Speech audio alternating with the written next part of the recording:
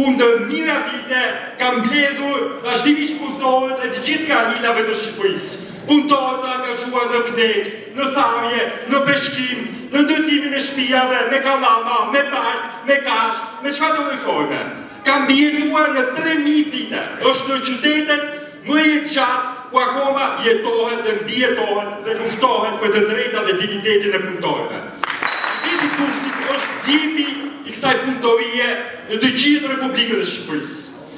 Kohët e fundit ky djep është duke rrugëllyer, nuk e dim se këpët e shohim me 11 maj.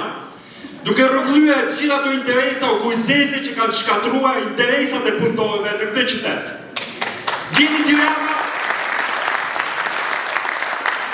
vjen në Durrës, gjithmonë shkon dhe hang peshk. Do thonë ju pse?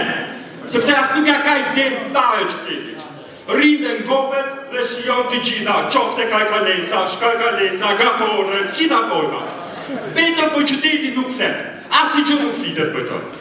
Kjo nuk është politikë, kjo është babësi për të shkatruar të mirat e mëdha që ky qytet ka.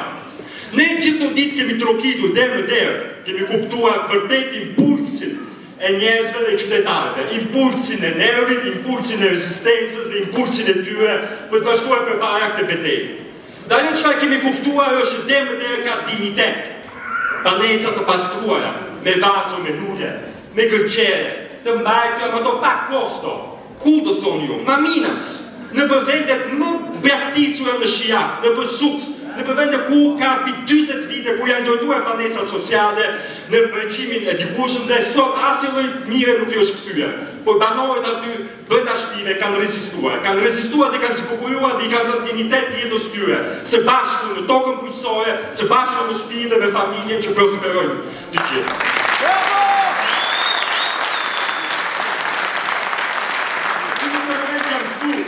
Zemra im është Porto Romane.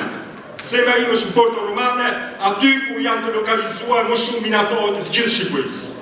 Ju i dalloni shumë kollaj. I dalloni nga plagët në dur, i dalloni nga vështirësitë për të dëgjuar, i dalloni nga vështirësia për të marrë fën, i dalloni nëse kërkoni komunikim mbi 2-3 minuta. I dalloni shumë mirë. Një ndërto është edhe Neziri. Me Neziri vazhdimisht dëshiroja të vija tek protestat e pensionistëve, të minatorëve, të cilët kishte shumë për zemër, edhe ka shumë për zemër.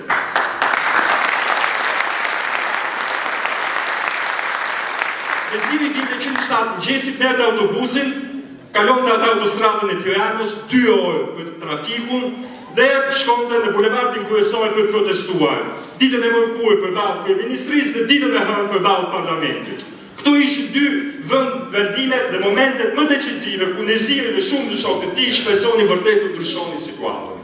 Isha afërsisht 4 muaj që nuk e shqipja. Më pak 3. Paja disa ditësh e pash në xhami, ditën e faljes në xhuma, dhe dritej. Dhe më tha që ata nuk ndjehen mirë. Kam probleme me frymatin. Të ashti dhe erdha këtu me këmbët e mia.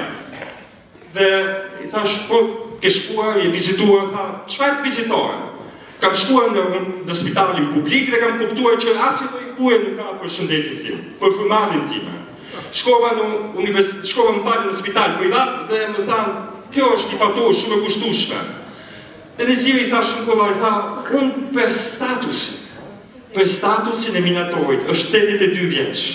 Për statusin e minatorit, në mënyrë që ju nesër në ofroni shërbimin e munguar, qoftë në administratën publike, por edhe te private.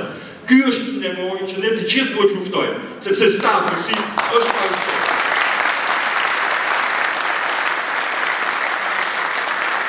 A e keni parë recepcionistët e hotelit kur punojnë? A e keni parë që bëjnë shërbimin edhe për padronin duke parë qeset në ushqim deri tek shtëpia lart? A e keni parë ndonjëherë se si shumë muratorë të ndryshëm përdoren, jo vetëm për ndërtim, por përdoren edhe jashtë kantierit. A e keni parë se si kamarierët përdoren edhe jashtë beshezllonat, për mbledh lekët, për parkimin e gjithë tjerat me radhë. A e keni parë se si kërkuesit shkencor nuk kanë një projekt të arritur vetë me kërkimin shkencor, sepse kanë dobi të rektorëve dhe ministrive të arsimit që i marrin projektet, pa janë një pikësi. Ne sot kemi për të kërkuar këto statuse. Sepse shoqëria joni kërkon. Ka mbi 30 vite, mos më shumë që i kërkon këto statuse. Shumë njerëz i kanë marrë këto statuse dhe i kanë bërë pjesë të plaçkës vetë, të mbulimit vetë politik, thohet doktori do shërbej dhe i dëshiroj Shqipërinë dhe dëshiroj veten. Ky mit lindi pikërisht në vitet 90, ku shoqëria shqiptare po priste organizimin e strukturave punëtore, organizimin e bërthamave, ashtu siç ishte menduar në mënyrë teorike, nga periudha e diktaturës në avancimin dhe nështrimin e të drejtave shoqërore. Të gjitha këto drejta, të gjitha këto statuse janë shkatuar, janë marrë dhe janë veshur në figurë politike.